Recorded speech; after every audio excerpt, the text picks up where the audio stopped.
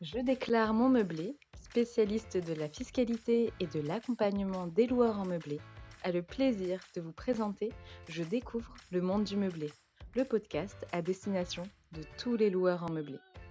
Que vous envisagiez de vous lancer dans l'aventure de la location meublée ou que vous soyez déjà fin connaisseur des avantages de cette activité, retrouvez-nous chaque semaine pour parler conseils, bons plans et suivre ensemble l'actualité de la location meublée.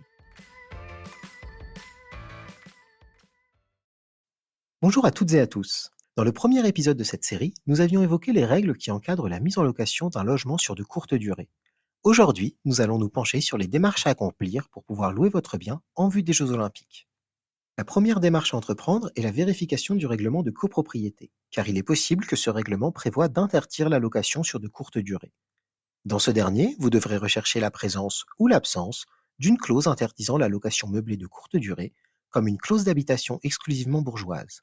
En l'absence d'une telle clause, vous pouvez louer votre bien sur de courtes durées pendant les Jeux Olympiques. La deuxième démarche consiste à déclarer son logement en mairie. Il existe deux types de déclaration, la déclaration simple et la déclaration préalable soumise à enregistrement. La déclaration simple vise uniquement à permettre à la mairie du lieu où est situé votre bien de recenser l'offre de location touristique sur son secteur. La déclaration préalable soumise à enregistrement est une forme différente de déclaration qui est spécifique aux communes qui appliquent la réglementation sur le changement d'usage. Dans le cas où vous louez votre résidence principale et que votre commune n'applique pas la réglementation sur le changement d'usage, vous n'aurez aucune déclaration à faire car vous louez votre résidence principale. Si, au contraire, votre commune applique la réglementation sur le changement d'usage, vous devez faire une déclaration préalable soumise à enregistrement, même pour votre résidence principale.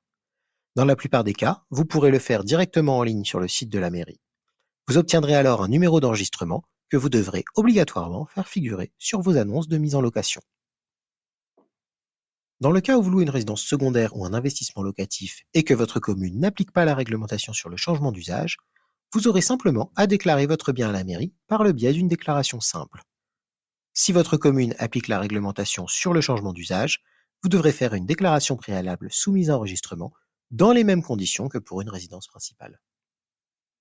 Troisième démarche, et non des moindres, il s'agit de l'obtention de l'autorisation de changement d'usage dans les cas où elle s'impose, à savoir la location répétée sur de courtes durées d'une résidence secondaire ou d'un investissement locatif. La réglementation sur le changement d'usage est actuellement en vigueur en France dans toutes les villes de plus de 200 000 habitants, ainsi que les départements des Hauts-de-Seine, de Seine-Saint-Denis et du Val-de-Marne.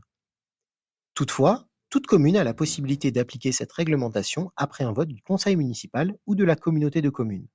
Il est donc nécessaire de se renseigner au préalable auprès de la mairie. Pour obtenir une autorisation de changement d'usage, il vous faudra en premier lieu adresser une demande écrite au service d'urbanisme de la mairie où se situe le logement. L'autorité administrative compétente vous délivrera par la suite cette autorisation. L'autorisation pourra être délivrée soit à titre personnel, soit attachée au logement. Dans le premier cas, elle est considérée comme délivrée à la personne qui en a fait la demande et ne peut donc pas être transmise à un nouveau propriétaire. Dans le second cas, obtenir une autorisation de changement d'usage attachée au logement demandera de payer une compensation. Dans la majorité des cas, la mise en place de cette compensation se fera par l'achat de titres de commercialité auprès de bailleurs sociaux ou de particuliers ayant des locaux commerciaux à transformer en habitation. En moyenne, le prix de ces titres de commercialité varie entre 500 et 2 500 euros par mètre carré. Dans certaines villes, des règles spécifiques peuvent s'appliquer, comme l'obligation de convertir un local situé dans la même zone géographique, comme à Paris ou à Bordeaux, ou de demander que la surface rachetée à titre de compensation soit 2 fois plus importante que celle du logement pour lequel le changement d'usage est demandé. En quatrième position dans l'ordre des démarches à accomplir se trouve l'immatriculation de l'activité de loueur en meublé. Cette démarche est obligatoire, que le bien soit votre résidence principale ou non, même si vous en louez uniquement une partie, et ce, peu importe le nombre de jours de location dans l'année.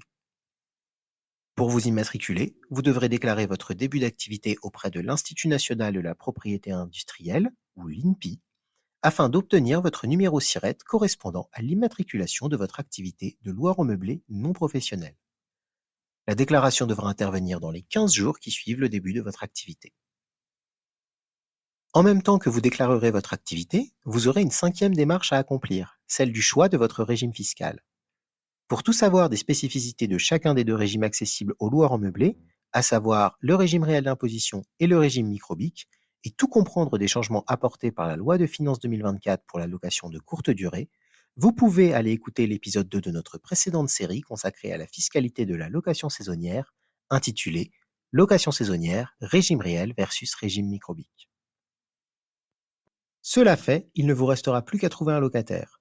Pour cela, et notamment en vue des Jeux Olympiques, il peut être judicieux de recourir à des plateformes de location saisonnière ou à une agence de location. Il vous faudra toutefois garder à l'esprit que recourir à un intermédiaire ne vous dispense pas d'établir un bail saisonnier. Nous vous recommandons donc fortement de le faire et de penser également à indiquer clairement les conditions du contrat dans votre annonce Airbnb ou Booking. Si vous ne divulguez pas les conditions du contrat dans l'annonce, votre locataire est en droit de refuser de signer le contrat et d'annuler la réservation sans pénalité. Et pour tout apprendre sur l'établissement d'un bail saisonnier et profiter de nos conseils pour optimiser votre activité, nous vous recommandons l'épisode 4 de notre série sur la location saisonnière, les conseils pour bien optimiser sa location saisonnière. Notre épisode touche à sa fin et du même coup notre série Louer son logement pendant les Jeux Olympiques.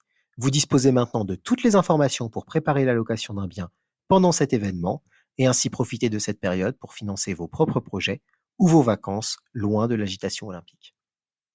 Si vous avez aimé notre podcast, faites-le nous savoir et n'hésitez pas à vous rendre sur notre site internet, à nous suivre sur les réseaux sociaux ou encore à nous contacter directement par téléphone ou par mail à l'adresse contact@jedéclaremonmeublé.com.